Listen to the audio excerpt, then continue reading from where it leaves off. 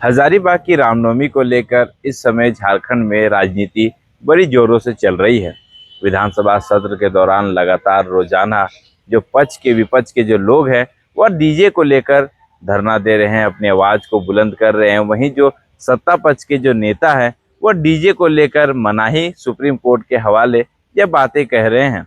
इरफान अंसारी के जो बयान है वो लगातार सामने आ रहे हैं कि वो डीजे नहीं बजना चाहिए और कई सारे बयान सामने आ रहे हैं। वहीं जो सत्ता पक्ष के जो लोग हैं वह साफ तौर पर कह रहे हैं कि अगर डीजे पर रोक है तो जो अजान का समय होता है वह सुबह सुबह वो क्यों नहीं बंद होता है। कई सारे सवाल खड़े होते हैं, लेकिन फिलहाल के लिए जो हजारीबाग का मुद्दा है कि हजारीबाग में डीजे बजेगा कि नहीं बजेगा, क्योंकि हजारीबाग की जो रामनवमी है वो अंतर्राष्ट्रीय मानी जाती है।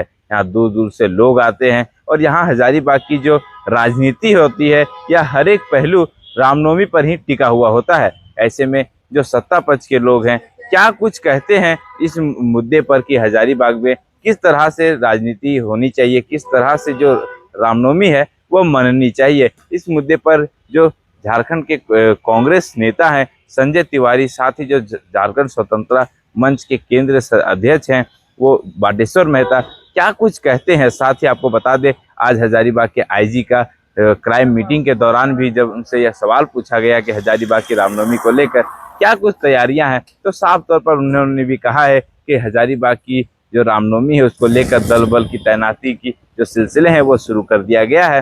साथ ही जो रामनवमी है वो शांतिपूर्व मनाई जाए, इसकी भी उन्होंने अपील की है। क्या कुछ कहा है इन्होंने, आप भी सुनिए। आपने देखा होगा कल मंगला जुलूस बहुत ही शांतिपूर्वक ढंग से हजारीबाग जिला में आयोजित किया गया है और हम लोगों ने डेट्स ऑलरेडी निर्धारित है पूर्व से, तो हम लोग उसमें डिप्लॉयमेंट ऑफ मजिस्ट्रेट और फोर्स हम लोगों द्वारा किया गया है और जितनी भी SOPs हैं उसको हम लोग फॉलो कर रहे हैं।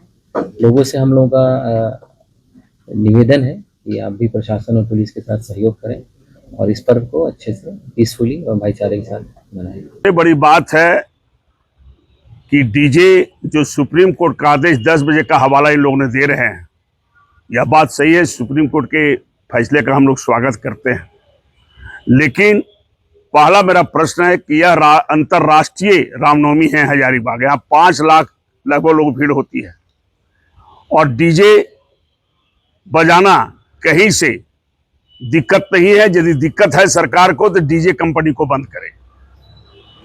और बटेश्वर प्रसाद मेहता ने तमाम राम भक्तों से आह्वान किया है कि शांति प्रिय ढंग से रामनवमी मनाएं। जात पात धर्म से ऊपर उठकर राम भगवान हैं और राम भगवान का पूजा हम लोग सभी लोग करते हैं और राम भगवान का पूजा में शराब मुक्त रामनवमी मनाए, नशा मुक्त रामनवमी मनाए, लोगों से हम अपील करते हैं। और तमाम जो रामनवमी महासमिति में हमारे उम्मीदवार बने हैं उनको हम उनसे अनुरोध करेंगे कि मोहल्ला मोहल्ला में जाकर जन जागरण करें कि डीजे बजे लेकिन कम वॉल्यूम में बजे। सरकार का तो अपना एक चर्चा में रहना चाहती है सरकार के लोग, और सरकार के जो नुमाइंदे लोग हैं वो अपना खरखाई में ये काम कर रहे हैं।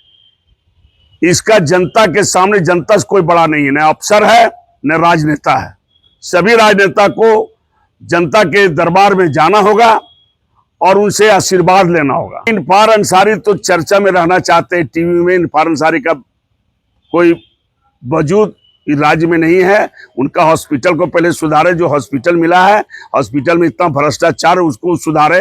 हमें उनको एक सुझाव देना चाहते हैं झारखंड स्वतंत्रता सेनानी विचार मंच के केंद्रीय अध्यक्ष होने के नाते। डीजे का जो मामला है, जो हवाला दिया जा रहा है कि माननीय उच्चतम न्यायालय का निर्देश है कि डीजे नहीं बजना है, तो सबसे पहले हम ये कहना चाहते हैं कि जिन लोगों ने, जिस कंपनी ने डीजे को बनाया उसे बंद करना चाहिए।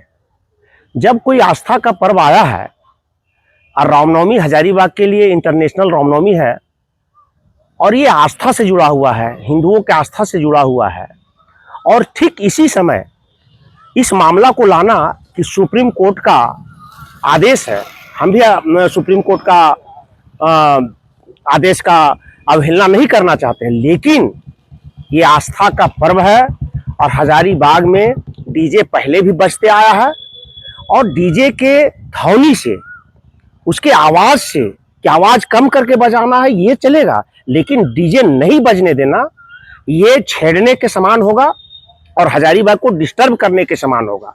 इसलिए डीजे हर हाल में बजना चाहिए और डीजे हजारीबाग के लोगों से जुड़ाव है और इस पर्व का जुड़ाव एक एक दिल से जुड़ा हुआ है।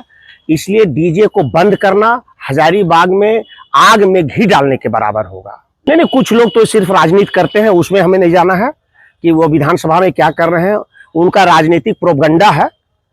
वे लोग तो व्यवसायी हैं, वे अपने व्यवसाय को बढ़ाने के लिए सब धर्म का आड़ लेते हैं, लेकिन हमें वो उस चीज़ों पर नहीं जाना है।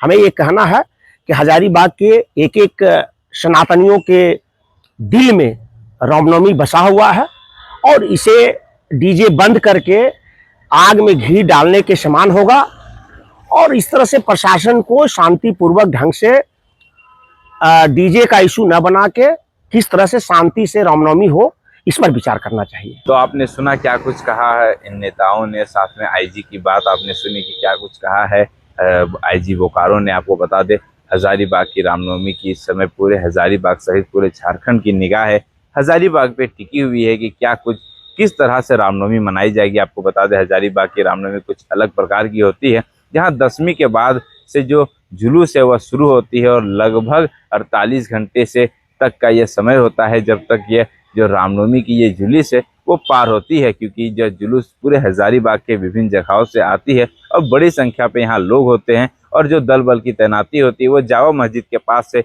वह जुलूस निकलती है। इस तरह से पूरे जो डीजे का जो राम भक्त है वह भी इस डीजे को लेकर पूरी तरह से मांग कर रहे हैं। देखना यह होगा कि क्या कुछ रामनवमी बनती है और दूसरे मंगला में क्या कुछ प्रभाव इसका दिखता है। फिलहाल के लिए इतना ही। मैं रुपेश कुमार, मिरर मीडिया, हजारीबाग।